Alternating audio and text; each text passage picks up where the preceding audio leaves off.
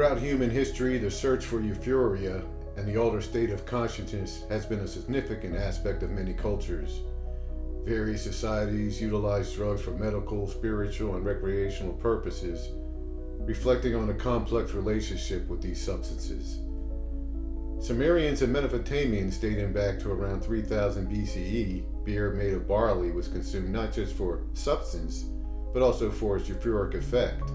Egyptians used opium, which was known as a joy plant, and was used for pain release and a sense of euphoria.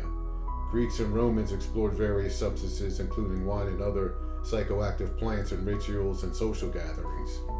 Many indigenous cultures and native tribes in America utilize peyote, psilocybin mushrooms, and other natural hallucinogens in shamanistic rites to achieve spiritual insight and euphoria. Eastern traditions in some cultures like India, cannabis has been used for religious ceremonies and is associated with spirituality and liberation. Drug addiction has a long, complex history that spans thousands of years. It reflects changes in societal attitudes, the substance involved, and the understanding of addiction itself. The 20th century saw the rise in addiction rates, particularly among youth, with the introduction of drugs like crack cocaine and methamphetamine. Governments responded with strict policies leading to the war on drugs and the discussions about decriminalization. Drug addiction is now viewed as a global epidemic with millions infected worldwide. The rise of synthetic drugs has further complicated the landscape of drug addiction and treatment.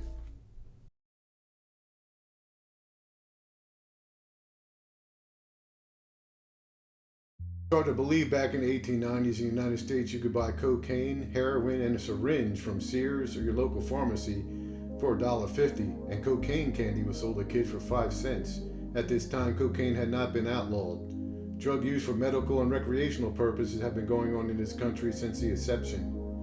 In some states, laws to ban and regulate drugs were passed in the 1800s, and the first congressional act to levy taxes on morphine and opium took place in 1890. The Smoking Opium Exclusion Act of 1909 banned the possession, importation, and smoking of opium. However, opium could still be used as a medication. This was the first federal law to ban non-medical use of a substance, although many states and counties had banned alcohol sales previously. In 1914, when the Harrison Act was passed, the taxation and regulation of opioids and cocaine started. 4 years later, the alcohol prohibition started banning the sales of intoxicating liquors per the 18th Amendment ratification.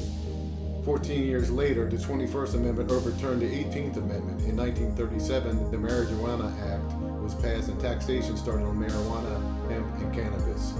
33 years later, the Controlled Substance Act of 1970 was signed into law for regulation of highly addictive drugs with no medical benefit. In 1971, President Nixon declared the first war on drugs, creating a Special Action Office for Drug Abuse Prevention. In 1973, Nixon created the Drug Enforcement Agency, DEA, to target illegal drug use and smuggling. In the 1980s, Nancy Reagan started the Just Say No to Drugs campaign, and President Ronald Reagan increased penalties for drug-related crimes that led to mass incarceration for nonviolent drug crimes, with mandatory minimum sentences mandated in the 1986 Anti-Drug Abuse Act signed into law. In 1994, the largest crime bill in history, the Violence, Crime Control, and Law Enforcement Act, signed by Bill Clinton, added 100,000 more police officers and provided $9.7 billion for more prisons, with a primary focus on drug dealers and gang members. Fast forward to the 2000s, and the government began to move away from the term war on drugs, focusing more on public health approach. In 2010, the Fair Sentencing Act reduced the sentencing disparity between crack and powder cocaine. In the 2020, decriminalization and harm reduction strategies began to start gaining traction, showing a shift in public opinion regarding drug policy.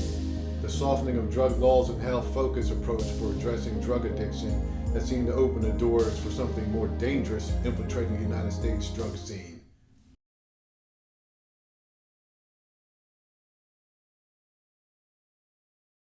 The United States southern border has always been a main corridor for drugs coming into the country. In the 1990s, drug cartels basically controlled all routes of drugs coming into the United States. In 2006, something changed dramatically on the southern border. The Mexican government declared their own war on drugs, leading to mass casualties and continuous violence.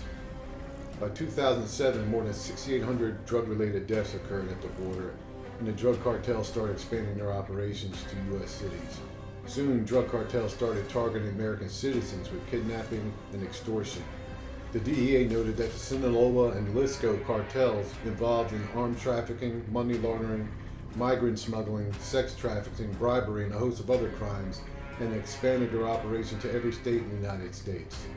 By 2015, the most dangerous drug we've seen in the United States started flooding the streets of the United States, called fentanyl. Fentanyl, a synthetic opioid that has a high potential for misuse that can lead to psychological and physical dependence. It first received approval from the FDA back in 1968 when it was introduced for use as intravenous anesthetic. Today, prescription fentanyl is used to treat post-surgical and severe physical pain. Pharmaceutical-grade fentanyl used by medical professionals is not the same formula as a legal manufacturing fentanyl called IMF that is illegally made and distributed on the streets. Also referred to as Apache, Jackpot, and Tango and Cash, IMF is also combined with other drugs to make them more potent and affordable. The greatest concern regarding fentanyl today is the very reason why it's so dangerous. It's a highly potent drug that can be lethal with small doses. Fentanyl is 50 times stronger than heroin and 100 times stronger than morphine, and just 2 milligrams of IMF is considered a lethal dose.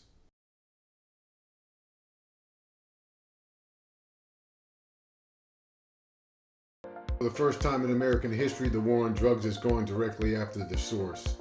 In January 2025, President Donald Trump announced he was going to designate drug cartels as foreign terrorist organizations.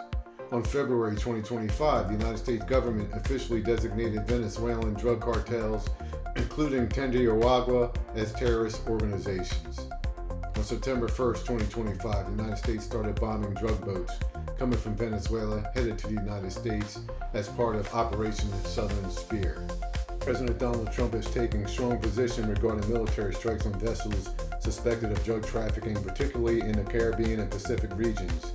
He has characterized these operations as essential for national security and combating drug-related crime. Trump has stated that these strikes are necessary to defend our homeland and eliminate narco-terrorists from the region.